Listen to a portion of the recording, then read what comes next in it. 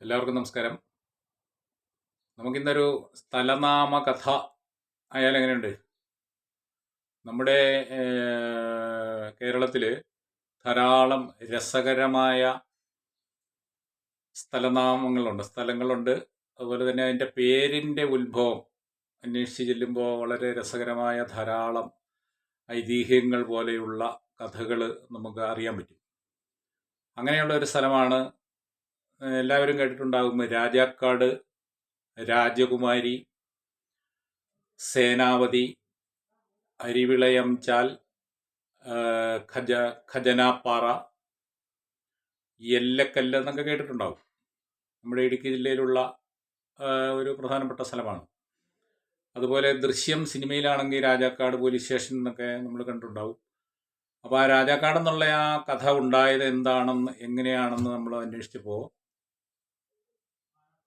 അത് ഐതിഹ്യവുമായിട്ട് ബന്ധപ്പെട്ട കാര്യമാണ്. ഐതിഹ്യം എന്ന് പറയുമ്പോൾ നമ്മുടെ രാമായണ കഥ. രാവണന്റെ അനുജൻ ഖരൻ ഭരിച്ചിരുന്ന അദ്ദേഹത്തിന്റെ സാമ്രാജ്യമായിരുന്നു രാജാക്കാട് എന്നാണ് ഐതിഹ്യം. അപ്പോൾ ആ കാലഘട്ടം കഴിഞ്ഞു പോയതിനു ശേഷം അവിടെ കാടായി പോവുകയും അദ്ദേഹം ഭരിച്ചിരുന്ന ആ നാടിനെ അദ്ദേഹത്തിന്റെ ആസ്ഥാനം, ഈ ഖരൻ എന്ന് പറയുന്ന രാക്ഷസ രാജാവിന്റെ ആസ്ഥാനമായിരുന്നു രാജാക്കാട് എന്നാണ് ഐതിഹ്യം. ആ രാജാവിൻ്റെ രാജകുമാരി, അതായത് മകളൊക്കെ താമസിച്ചിരുന്ന സ്ഥലം, തോഴിമാരൊക്കെ ആയിട്ട് താമസിച്ചിരുന്ന സ്ഥലമാണ് രാജകുമാരി എന്നും, ആ രാജാവിൻ്റെ പട്ടാളം, അതായത് സൈന്യം ഒക്കെ ഉണ്ടായിരുന്ന സ്ഥലം, സേനാനായകൻ ഉൾപ്പെടെയുള്ള സൈനിക വിഭാഗം ഉണ്ടായിരുന്ന സ്ഥലമാണ് സേനാപതി. സേനാപതി എന്ന് പറഞ്ഞാൽ സൈന്യാധിപൻ എന്നാണ്. അതാണ് സേനാപതി എന്നും.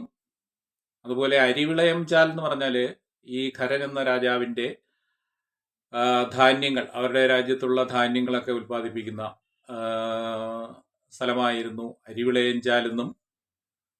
പിന്നെ അവരുടെ എല്ലാ രാജാക്കന്മാർക്കും ഖജനാവ് ഉണ്ടാകും. നമ്മുടെ ട്രഷറി എന്ന് പറയുന്ന ആ സംഭവമാണ് ഖജനാവ്.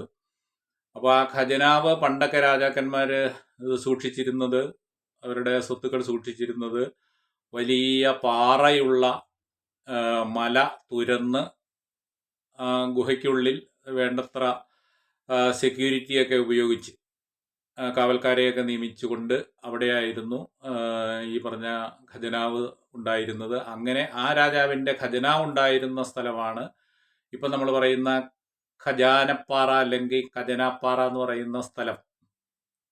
നമുക്കൊക്കെ കേട്ടിട്ടുണ്ടാവും ഖജാനപ്പാറ. അതുപോലെ തന്നെ എല്ലക്കല്ലെന്ന് പറഞ്ഞ സ്ഥലമുണ്ട്. മുതിരപ്പുഴയാറിൻ്റെ തീരമാണ് എല്ലക്കല്ലെന്ന് പറയുന്ന സ്ഥലം. മൂന്നാറിൽ നിന്ന് ഉത്ഭവിക്കുന്ന നദിയാണ് മുതിരപ്പുഴയാറ്. അപ്പോൾ ആ മുതിരപ്പുഴയാറ്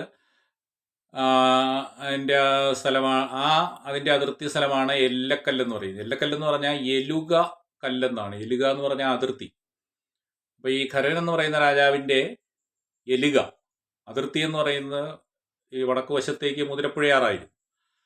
അങ്ങനെ എലുകക്കല്ല്, അതാണ് എലുകക്കല്ല് പറഞ്ഞാണ് എല്ലക്കല്ല് എന്ന പേരുണ്ടായത്. അപ്പം അങ്ങനെ ഈ രാജാക്കാട്, രാജകുമാരി, സേനാപതി, അരിവിളയംചാൽ, ഖജാനപ്പാറ, എല്ലക്കൽ, ഇതെല്ലാം തമ്മിൽ നല്ല സാമ്യമുള്ള അല്ലെങ്കിൽ പരസ്പരം ബന്ധപ്പെട്ടുള്ള ഒരു സ്ഥലനാമമാണ്. ഇതൊക്കെ നമ്മൾ വെറുതെ എങ്ങനെ അറിഞ്ഞിരിക്കുക. ഇത് ഔദ്യോഗികമായ ശാസ്ത്രീയ സ്ഥിരീകരണമൊന്നുമില്ലെങ്കിലും നമുക്ക് പറയാൻ ഉപകരിക്കും, ആൾക്കാരോട് പറഞ്ഞു കൊടുക്കാനും നല്ലതാണ്. അതുപോലെ തന്നെ നമ്മുടെ ദേശത്തിൻ്റെ പേരുകളൊക്കെ പറയുമ്പോൾ അതിനെക്കുറിച്ച് ചെറിയൊരു അറിവ് ഐതിഹ്യത്തിൽ കൂടിയാണെങ്കിലും നമ്മൾ അറിഞ്ഞിരിക്കുന്നത് നല്ലതാണ്. Thank you.